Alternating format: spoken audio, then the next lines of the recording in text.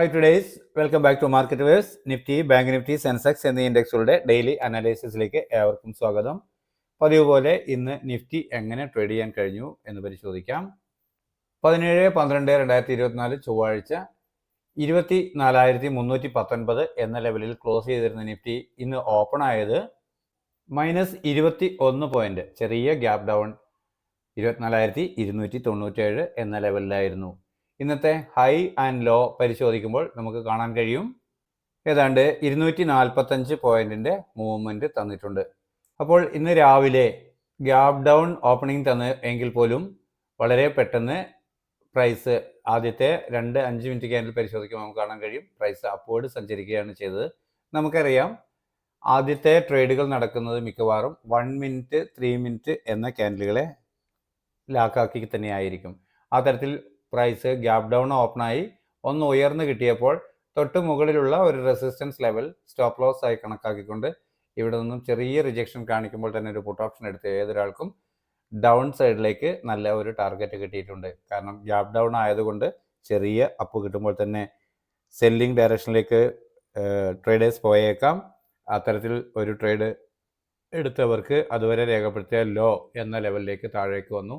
എന്നാൽ ഇവിടെ നിന്ന് നമുക്ക് നോക്കുമ്പോൾ കാണാം വീണ്ടും ഒരു അപ്വേർഡ് റിജക്ഷനാണ്, ബയേഴ്സിൻ്റെ സാന്നിധ്യമാണ് കാണിക്കുക. അപ്പോൾ ചെറിയ ടൈം ഫ്രെയിമിലാണ് ഈ സമയങ്ങളിൽ ട്രേഡ് ചെയ്യുക എന്ന് പറഞ്ഞല്ലോ. അങ്ങനെയെങ്കിൽ 1 മിനിറ്റ് 3 മിനിറ്റ് പരിശോധിക്കുമ്പോൾ ഇവിടെ നിന്നും ഒരു റിവേഴ്സൽ അപ്വേർഡ് സൈഡിലേക്ക് ഫീൽ ചെയ്തവർക്ക്, കാരണം ഇതൊരു സപ്പോർട്ട് ലെവലാണ്, തൊട്ട് താഴെ ഇത്രയും ദൂരെയാണ് അടുത്ത മൈനർ സപ്പോർട്ട് ഉള്ളത്. നമ്മൾ ഇന്നലെ പറഞ്ഞിരുന്നത് സെല്ലിംഗ് ഡയറക്ഷൻ ആണെങ്കിൽ ഈ ലെവലിന് താഴെ ക്ലോസ് ചെയ്യണം എന്നാണ്. അഥവാ ഇവിടെ നിന്നും ചെറിയ ടൈം ഫ്രെയിമിലേക്ക് പറഞ്ഞാൽ അപ്വേർഡ് ഡയറക്ഷൻ നൽകുകയാണെങ്കിൽ കോൾ ഓപ്ഷൻ ബൈ ചെയ്ത് ഡേയ്സ് ലോ സ്റ്റോപ്പ് ലോസ് ആയി കൊടുക്കണമെന്നാണ്. അത്തരത്തിൽ ഒരു കോൾ ഓപ്ഷൻ ബൈ ചെയ്തവർക്കും ടാർഗറ്റ് അപ്രതീക്ഷിതമായി നല്ല രീതിയിൽ കിട്ടിയിട്ടുണ്ട്. ഈ 2 ട്രേഡുകളും ചെയ്തവർ കൃത്യമായും പി ആൻഡ് എല്ലുകൾ നൽകിയിരുന്നു. എന്നാൽ വീണ്ടും കിട്ടിയേക്കാവുന്ന ഒരു ഡിക്ലൈൻ പ്രതീക്ഷിച്ച് നിന്നവർക്ക് ഈ ഏരിയയിൽ നിന്നും നമ്മളുടെ സപ്പോർട്ട് വർക്കായേക്കുമെന്ന് കരുതിയെങ്കിൽ ഇവിടെ അത്തരത്തിലുള്ള ചെറിയ ടൈം ഫ്രെയിമിലുള്ള ക്യാൻഡിൽ പാറ്റേണുകൾ പ്രൈസ് ആക്ഷൻ പ്രകാരം അപ്വേർഡ് ഡയറക്ഷൻ നൽകിയിരുന്നില്ല. എന്നാൽ ചെറിയ രീതിയിൽ പ്രൈസ് ഒന്ന് ഹോൾഡായെങ്കിലും വളരെ പെട്ടെന്ന് ഡേയ്സ് ലോ വീണ്ടും ബ്രേക്ക് ചെയ്ത് പോരുകയാണ് ചെയ്തത്.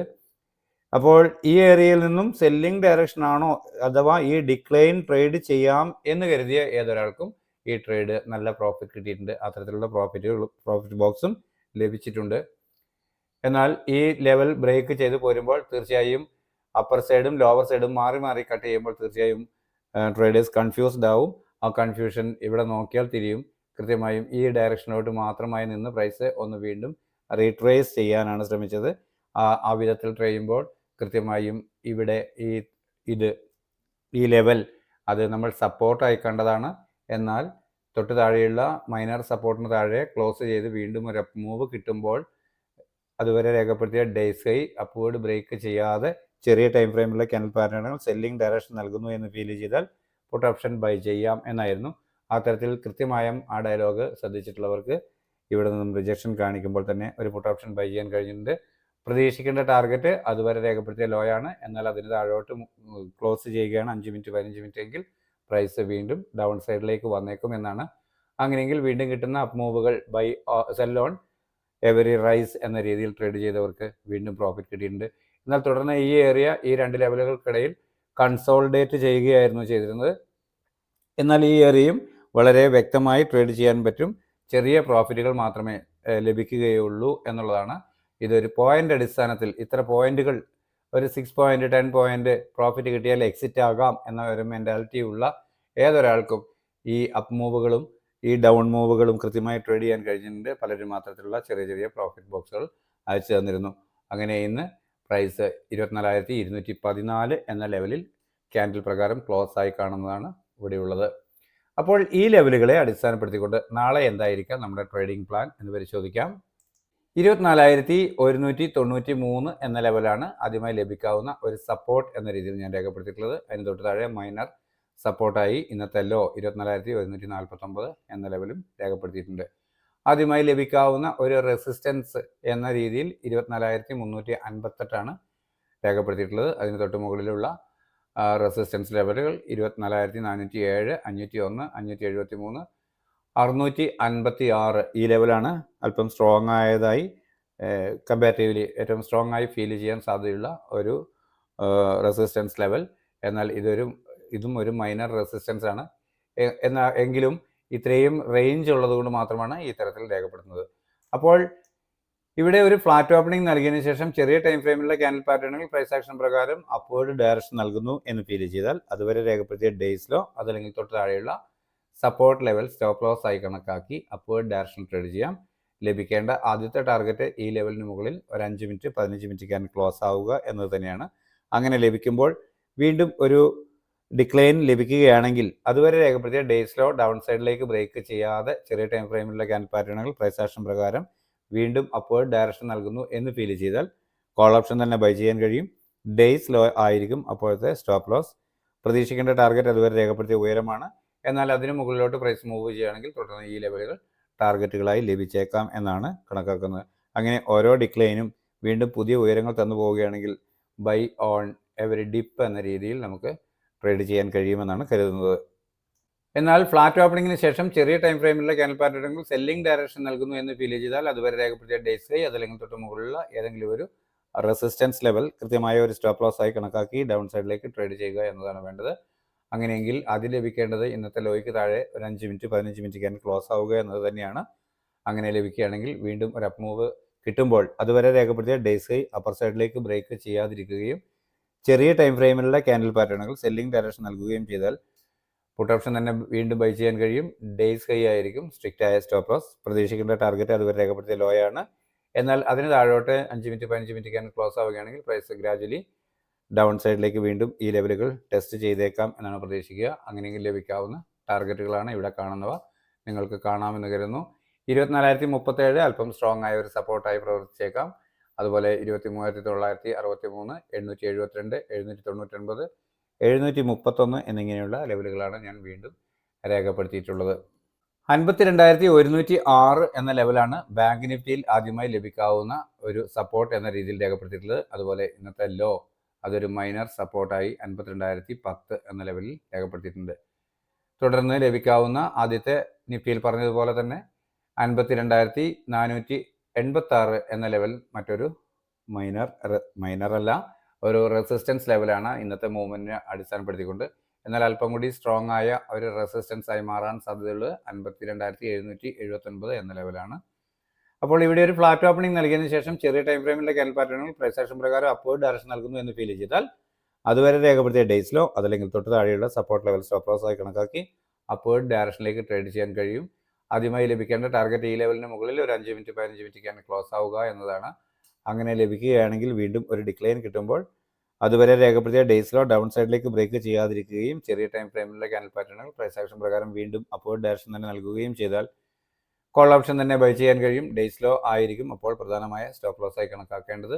പ്രതീക്ഷിക്കേണ്ട ടാർഗറ്റ് അതുവരെ രേഖപ്പെടുത്തിയ ഉയരമാണ്. എന്നാൽ ഈ ലെവലിന് മുകളിലോട്ട് ഒരു 5 മിനിറ്റ് 15 മിനിറ്റ് ക്യാൻ ക്ലോസ് ആണെങ്കിൽ ഗ്രാജുവലി പ്രൈസ് ഈ ലെവൽ ടെസ്റ്റ് ചെയ്തേക്കാം എന്നാണ് പ്രതീക്ഷിക്കുന്നത്. എന്നാൽ ഫ്ലാറ്റ് ഓപ്പണിംഗിന് ശേഷം ചെറിയ ടൈം ഫ്രെയിമിലുള്ള ക്യാൻഡിൽ പാറ്റേണുകൾ സെല്ലിംഗ് ഡയറക്ഷൻ നൽകുന്നു എന്ന് ഫീൽ ചെയ്താൽ അതുവരെ രേഖപ്പെടുത്തിയ ഡേയ്സ് ഹൈ അതല്ലെങ്കിൽ തൊട്ട് മുകളിലുള്ള ഒരു റെസിസ്റ്റൻസ് ലെവൽ സ്റ്റോപ്പ് ലോസ് ആയി കണക്കാക്കി ഡൗൺ സൈഡിലേക്ക് ട്രേഡ് ചെയ്യാവുന്നതാണ്. പ്രതീക്ഷിക്കേണ്ട ആദ്യത്തെ ടാർഗറ്റ് ഈ ലെവലിന് താഴെ ഒരു 5 മിനിറ്റ് 15 മിനിറ്റ് ക്യാൻ ക്ലോസ് ആവുക എന്നതാണ്.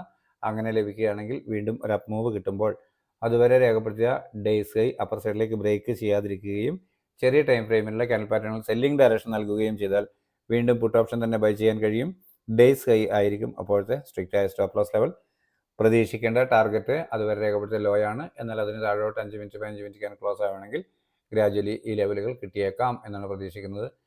51,853 അല്പം സ്ട്രോങ് ആയ ഒരു സപ്പോർട്ടായി പ്രവർത്തിക്കാൻ സാധ്യതയുണ്ട്. എന്നാൽ അത് ബ്രേക്ക് ചെയ്ത് ഈ ലെവലുകൾക്ക് താഴോട്ടൊക്കെ ക്ലോസ് ചെയ്യുകയാണെങ്കിൽ ഗ്രാജുവലി പ്രൈസ് ഡൗൺ സൈഡിലേക്ക് വരാം. അങ്ങനെയെങ്കിൽ 51,034 എന്നതാണ് തൊട്ടടുത്ത പ്രധാന സപ്പോർട്ടായി കാണുന്നത്. എങ്കിലും ഈ ഏത് ലെവലിൽ നിന്നും പ്രൈസിന് ഒന്ന് വീണ്ടും അപ്വേർഡ് പെട്ടെന്ന് ജെർക്ക് ചെയ്യാനുള്ള സാധ്യതയുണ്ട്. എന്നാൽ എവിടെ വരെ ചെല്ലുന്നു എന്ന് നോക്കി വീണ്ടും ഒരു സെല്ലിംഗ് ഡയറക്ഷൻ നൽകുമ്പോൾ മാത്രമാണ് പിന്നെ നമ്മൾക്ക് പുട്ട് ഓപ്ഷൻ ബൈ ചെയ്യാനുള്ള ഒരു ഓപ്ഷൻ ഉണ്ടാവുക.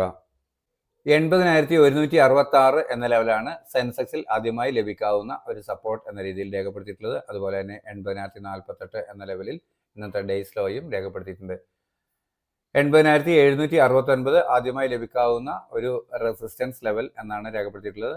എന്നാൽ 80,571 എന്നത് ഇത്രയും ദൂരമുള്ളത് കൊണ്ട് തന്നെ ഒരു മൈനർ റെസിസ്റ്റൻസായി രേഖപ്പെടുത്തിയിട്ടുണ്ട്.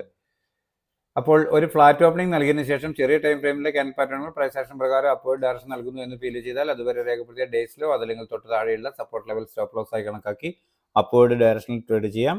അതിന് ലഭിക്കേണ്ടത് ഈ ലെവലിന് മുകളിൽ ഒരു 5 മിനിറ്റ് 15 മിനിറ്റ് ക്യാൻഡിൽ ക്ലോസ് ആവുക എന്നതാണ്. അങ്ങനെ ലഭിച്ചാൽ വീണ്ടും ഒരു ഡിക്ലൈൻ കിട്ടുമ്പോൾ അതുവരെ രേഖപ്പെടുത്തിയ ഡേയ്സിലോ ഡൗൺ സൈഡിലേക്ക് ബ്രേക്ക് ചെയ്യാതിരിക്കുകയും ചെറിയ ടൈം ഫ്രെയിമിലെ ക്യാൻഡിൽ പാറ്റേണുകൾ പ്രൈസ് ആക്ഷൻ പ്രകാരം അപ്വേർഡ് ഡയറക്ഷൻ നൽകുകയും ചെയ്താൽ വീണ്ടും കോൾ ഓപ്ഷൻ ബൈ ചെയ്യാൻ കഴിയും. ഡേയ്സിലോ ആയിരിക്കും അപ്പോഴത്തെ സ്ട്രിക്റ്റ് ആയ സ്റ്റോപ്പ് ലോസ് ലെവൽ. പ്രതീക്ഷിക്കേണ്ട ടാർഗറ്റ് അതുവരെ രേഖപ്പെടുത്തിയ ഉയരമാണ്. എന്നാൽ അതിന് മുകളിലോട്ട് കിടക്കുകയാണെങ്കിൽ തീർച്ചയായും ഈ ലെവൽ ടാർഗറ്റായി ലഭിക്കും എന്നാണ് ഞാൻ കരുതുന്നത്. എന്നാൽ ഈ ലെവലിന് മുകളിലോട്ട് കയറി ക്ലോസ് ആവുകയാണെങ്കിൽ മാത്രമാണ് വീണ്ടുമുള്ള ഓരോ ഡിക്ലൈനും, അതായത് ബൈ ഓൺ ഡിപ്പ് എന്ന സ്ട്രാറ്റജി ഉപയോഗിച്ച് നമുക്ക് ട്രേഡ് ചെയ്യാൻ കഴിയുക. അങ്ങനെയെങ്കിൽ ഈ ലെവലുകളിലേക്ക് ഗ്രാജുവലി പ്രൈസ് എത്തിയേക്കാം.